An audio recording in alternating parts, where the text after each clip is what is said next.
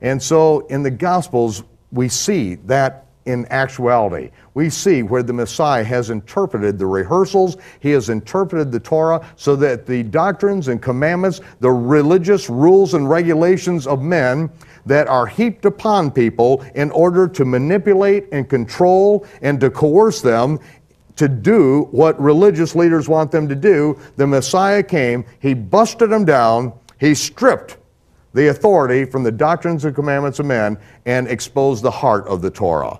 And that is part of what we are going to be able to see as we take a look at this spring feast of the Lord.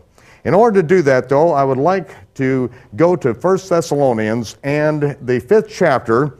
We read what the Rabbi Shaul, which you commonly know him as the Apostle Paul, but of course Paul was a Hebrew rabbi, a Jewish rabbi. He was a teacher of the Torah, and throughout his letters, he is constantly quoting the Torah.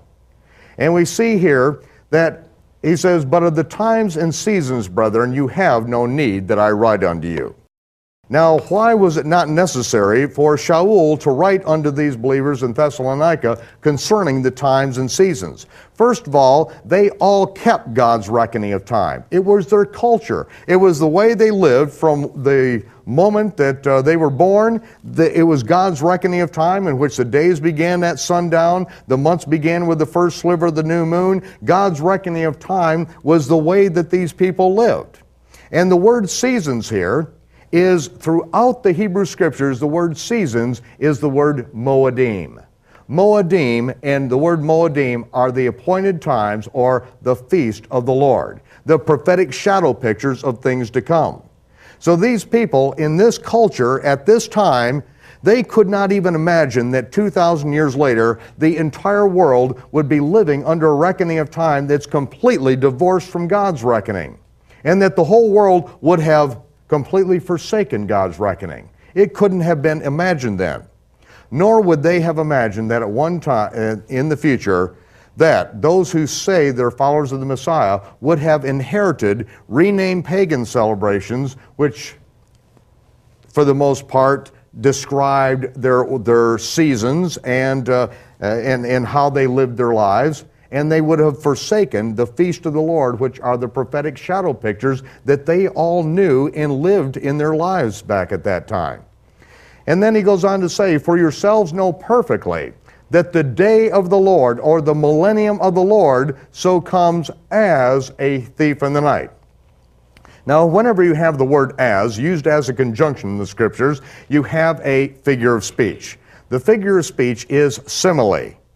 Simile. In other words, there are similarities that can be drawn from how the day or millennium of the Lord comes to how a thief in the night comes.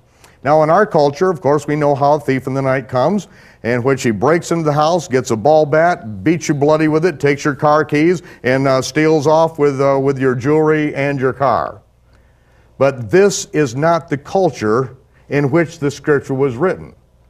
All we have to do is go back to the culture and see what was going on at that time to get a more thorough understanding of this figure of speech and what's being said here. Because every night up on the Temple Mount, there was one priest, and his job was to tend the fires under the brazen altar. He was to keep those fires going all night long, not blazing hot, but just keep them going so that in the morning that fire can be stoked up very quickly, and then at the time of the morning oblation, in which they incinerate a male lamb of the first year at the morning oblation, that fire is ready to go and ready to be then heated up.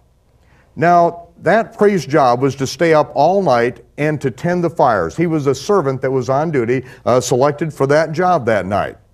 And if that priest would go up there and stoke up the fire real hot and then go and lay down, then he may experience something that transpired quite frequently.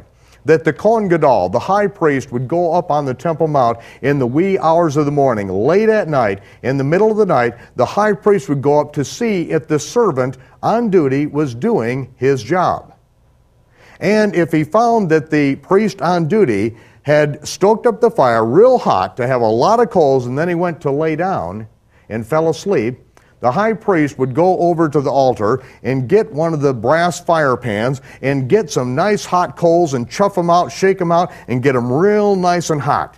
And then he would very quietly, like a thief in the night, then he would go over to where that priest that was on duty had fallen asleep, and the priest would go over there, and then very carefully he would empty out those red hot coals on his jalabia, on his linen garment that was now just laying there flowing around his feet. And as he put those coals around him on the front and the back, now that priest would even go into a deeper sleep, being nicely warmed by those coals that were on his garment.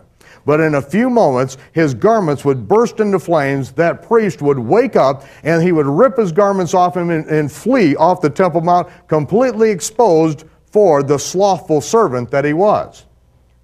That is the picture of the thief in the night. Every time the scriptures use that terminology, that phrase, the day of the Lord or the Lord coming as a thief in the night, he always comes to the wicked, the slothful, the sluggard who is not doing his duty, who is beating his fellow servants, who's drunken in mistreating his fellow servants. That's to whom he comes as a thief in the night. We should never relate the day of the Lord coming upon us as a thief in the night. Every time it is in a negative connotation. We should not be asleep. We are supposed to be doing the job that we were left to do. And then he went on to say, for when they shall say peace and safety, then sudden destruction comes upon them. How'd you like to be an integral part of that particular group, upon whom sudden destruction comes? No, not particularly. I don't think that any of us want to be linked with that, because it is they who are saying peace and safety. They are crying out for peace and safety. As a matter of fact, just in the papers the other day, I saw where Barack had called for everyone to pray for peace and safety. His actual words.